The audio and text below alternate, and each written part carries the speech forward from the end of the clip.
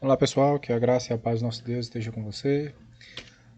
Vamos lá começar o nosso estudo de hoje, né? Primeira carta aos Tessalonicenses. Nosso alvo de lição: entender como a fé, o amor e a esperança são elementos fundamentais para a vida cristã. Valorizar as promessas de Jesus como fonte de fé, amor e esperança. Em terceiro, demonstrar os fundamentos da vida cristã em situações adversas e por meio de conversas. É importante a gente perceber esse terceiro objetivo, né, da lição de hoje, porque o que a gente aprende na igreja é para ser colocado em prática. Não adianta teoria se ela não se tornar algo prático em nossas vidas. Então vamos começar essa lição com esse intuito. A igreja em Tessalônica era uma igreja exemplar, né? Agora sim, ela tinha um problema que não tinha tanta profundidade, não era uma igreja madura, porque houve pouco tempo, né, até do apóstolo Paulo com a própria igreja.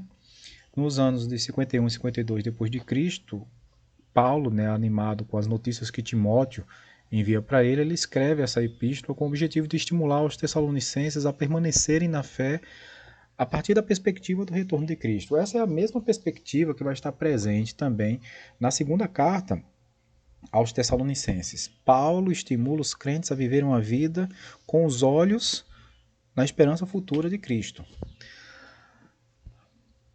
Assim, num panorama geral dessa carta, a gente pode dizer, continuamos a dizer, né, que é do grupo das Epístolas Paulinas, foi escrita entre o ano 51 e 52 depois de Cristo. Paulo, na ocasião, estava em Corinto quando escreveu essa carta aos irmãos da Tessalônica. O alvo são os próprios crentes da igreja.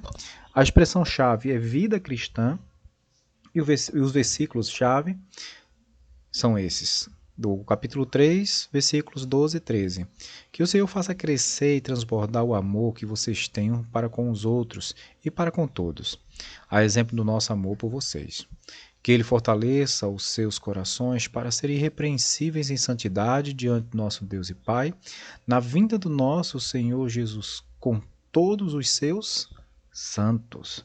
Então, esses são os versículos-chave, né, desse estudo.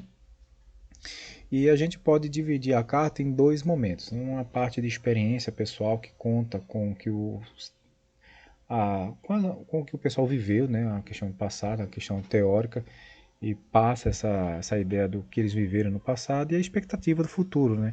Aí uma parte de teoria e outra parte de prática. Capítulos 1 a 3, parte da teoria, capítulos 4 e 5, uma questão prática, que leva o crente a visualizar sempre o futuro, e tudo isso tem como perspectiva o crescimento espiritual do crente. Em uma frase, poderíamos dizer o seguinte, que a Epístola em ação de graças, a fim de encorajar e orientar os crentes em Tessalônica para a boa prática da vida cristã. É bem interessante isso aqui para as nossas vidas, né, para a nossa devocional de hoje.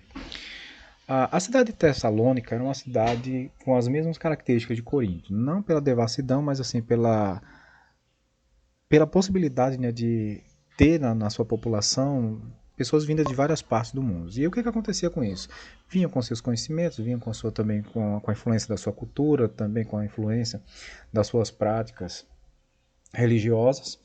A igreja em si, ela foi fundada, né, na segunda viagem missionária de Paulo, assim que eles foram libertos do cárcere lá em Filipos, eles se dirigiram para Tessalônica, né? O texto lá de Atos, na parte do capítulo 17, ele relata que Paulo esteve também na cidade, pregou 3 sábados na sinagoga. E é interessante como eles receberam oposição em relação à sua pregação por parte de muitos judeus, né, que estavam na cidade, né? Engraçado, o judeu ele não fazia o seu papel de conquistar as nações para a sua religião, né, para a sua prática de fé, mas se incomodava muito quando outras religiões, principalmente o cristianismo, fazia isso, né?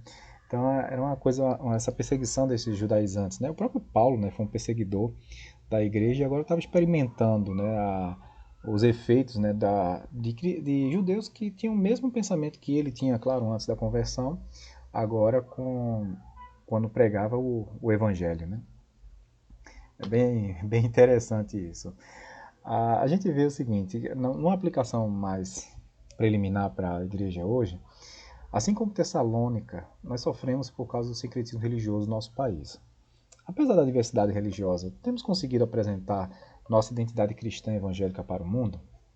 Continuamos estimulados a viver segundo as Escrituras? Será que a gente tem conseguido realmente mostrar que é crente ou ainda temos gerado aquela surpresa quando você faz a pergunta: quem é protestante aqui? Aí quando levantamos a mão, alguém diz: fulano é crente? Ah, nem sabia, né? Isso é terrível, né, para o crente. O crente precisa ser identificado, ele precisa ser reconhecido aonde ele estiver. Dando continuidade, a gente vai se adentrar um pouquinho na parte do conteúdo. O primeiro ponto, né, fala sobre o progresso da fé dos Tessalonicenses. E nessa epístola nós encontramos muitos elementos do comportamento dos Tessalonicenses que animavam, né, o coração de Paulo, né, que qual pastor, né, que não se sentiria feliz em perceber que o pessoal estava perseverando na oração, perseverando na comunhão, perseverando nos ensinos de Cristo, né, embora fosse uma igreja imatura, eles tinham, né, essa preocupação de estarem vivendo um evangelho autêntico, né. E aí tem três características desse evangelho que Paulo destaca, né. O primeiro deles é a fé. A segunda característica é o amor, a terceira característica era a esperança.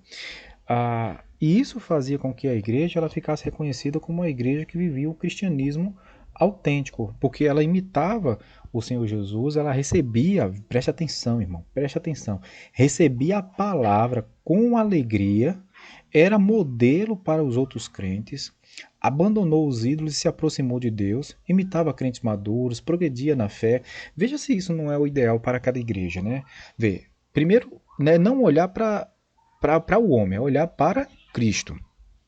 O segundo, receber a palavra com alegria. Meu irmão, toda a instrução que é dada na igreja é para nossa edificação.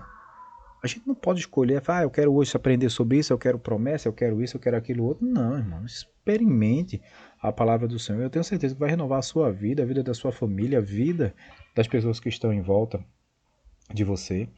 Seja um modelo de testemunho, seja um modelo para outros crentes, que os novos convertidos cheguem à igreja, que as crianças cheguem e falem assim: não, rapaz, fulano é crente, fulano realmente tem um bom comportamento, tem uma boa postura. Não fique olhando, que as pessoas não olham e falam assim: é assim que é dentro da igreja? É assim que os crentes mais velhos eles ficam, né? Eles ficam com raiva um do outro, eles brigam um com o outro, eles se desentendem o tempo todo. Então, assim, é importante que a gente tenha realmente um bom testemunho, tanto para os de dentro como para os de fora. Precisamos sim nos espelhar naquelas pessoas que têm um bom comportamento, que têm uma boa postura cristã e sempre avançar na fé. Leitinho é só para o novo convertido, para aquele que está iniciando, para as crianças.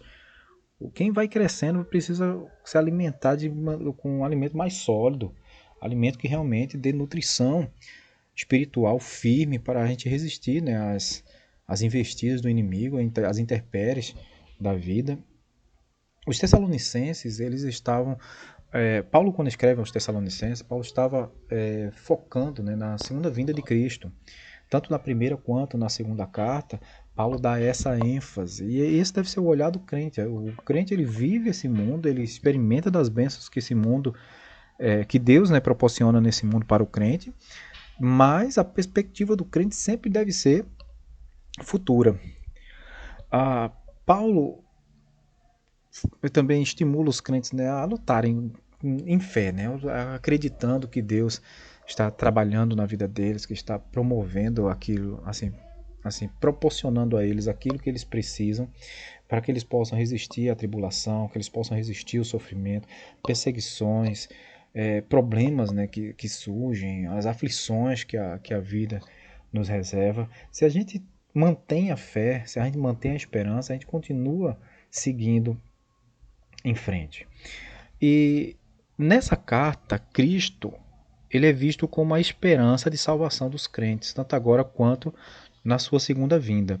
Quando ele regressar, é para a libertação do povo, é para coroar aqueles que se mantiveram fiéis, para aperfeiçoar aquilo que tem em nossos corações, para ressuscitar a nossa carne, agora uma nova carne espiritual, né? Ou melhor, um novo ser espiritual, para coroar, né, a nossa santificação.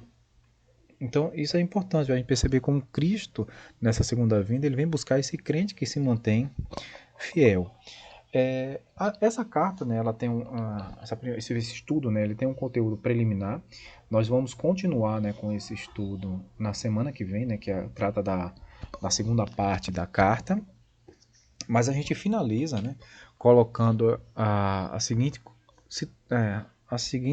resumo, né?